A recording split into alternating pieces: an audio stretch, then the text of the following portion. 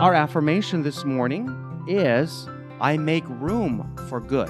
And as many of you are aware, this last week we entered the Lenten season. Did everybody give up something for Lent?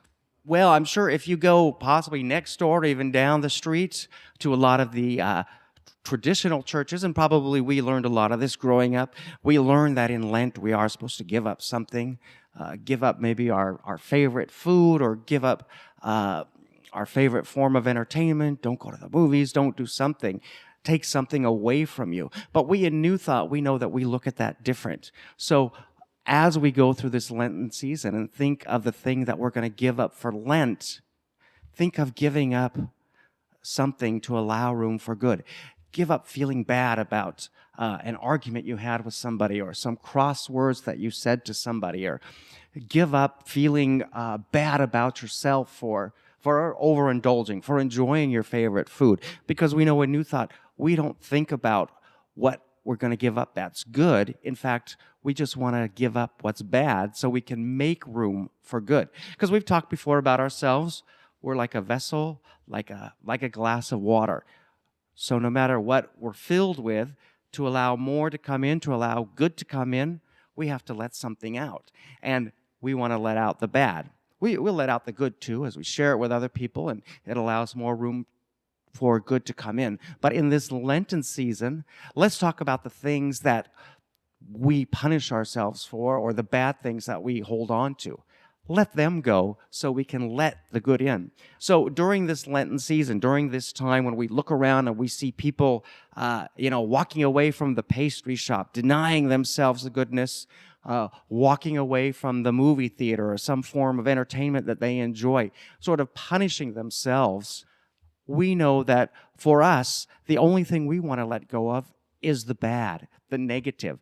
We want to let go of our negative thoughts that are holding us back. We want to let go of looking at our checkbook and seeing a balance that alarms us and have that hold us back, and not let us live with thoughts of great prosperity, and let in the good. Let in the good. We make room for good during this Lenten season. And during the Lenten season, we become especially aware of the desire in our hearts to expand our spiritual nature through prayer. There are multitudes praying. As we think about this, don't think about ourselves necessarily individually sitting there praying for good, praying for the prosperity to come to us, or the diagnosis that we want to be positive, or the great happiness, the fractured relationship with our friends or families.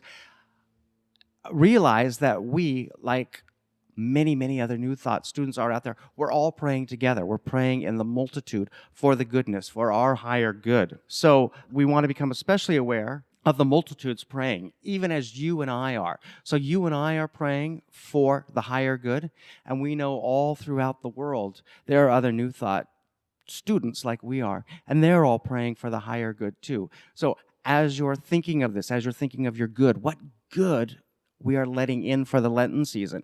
Don't worry about giving up the sites. If there's something that you feel truly strong about giving up, of course, we're not going to discourage that. What we want to get to is the place, though, where we're not punishing ourselves. Because I think we know, as young children growing up in some of the more traditional faiths, that a lot of times Lent is looked at as a time of punishment. We need to punish ourselves. We need to take something away from ourselves so that we can be prepared for the Lenten season as we go into Palm Sunday, and then Good Friday, and then the celebration of Easter itself. We are taught at a young age in some of these more traditional faiths that because of Christ's sacrifice, we need to make these sacrifices. We need to make these great, great sacrifices ourselves so that we can be worthy of the celebration of Easter.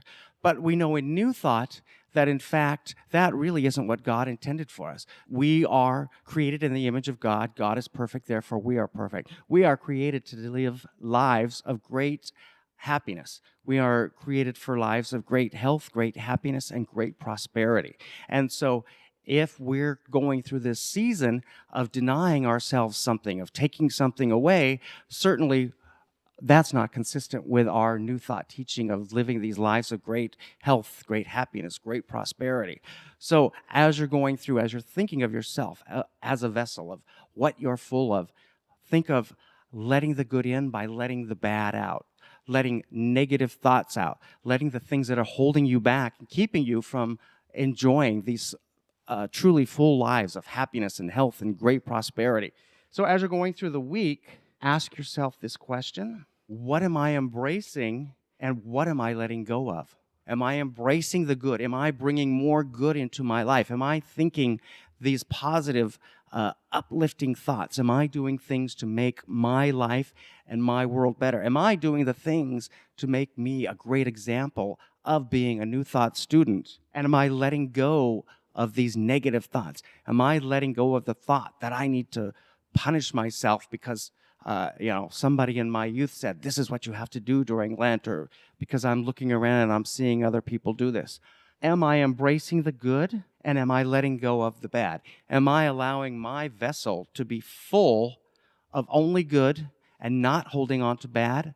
Or am I letting my vessel, my cup of life that I am, be so full of the bad that I don't have the room for the good to come in? Let that be paramount in our mind. So as you go through the week, what am I embracing? And we know that as New Thought students and as spiritual beings in the universe, that there is divine order, that this good comes to us, that we do have the capacity to hold on to the good, let go of the bad, because that's the divine order. Even though we sometimes see things to the contrary, we see disarray, we see that everything isn't perfect and in divine order as it should be, we need to look beyond that appearance and know that it is God's master plan, that there is divine order, and that divine order exists in everything. So we need to look beyond the appearance of the negativity, look beyond that, and know that divine order is God's intention, and divine order is out there. And through this process of embracing the good and letting go of the bad, we are in fact welcoming in and making more in our lives of this divine order that is out there, that exists. So again, as you're going through your week, ask yourselves, what am I embracing and what am I letting go of? Am I embracing the good? Am I letting go of the bad? Make that your goal this week as you go through. I am embracing the good. I'm letting go of the bad. I'm not being bogged down. I'm not going to have an absence of divine order in my life because I'm holding on to what I think I should be depriving myself of, or having bad thoughts about, or having something taking away, or what is it that I'm giving up? Give up the bad, embrace the good. Let this divine order come in and be an absolute part of your life every day in every way. And we know that that's absolutely possible.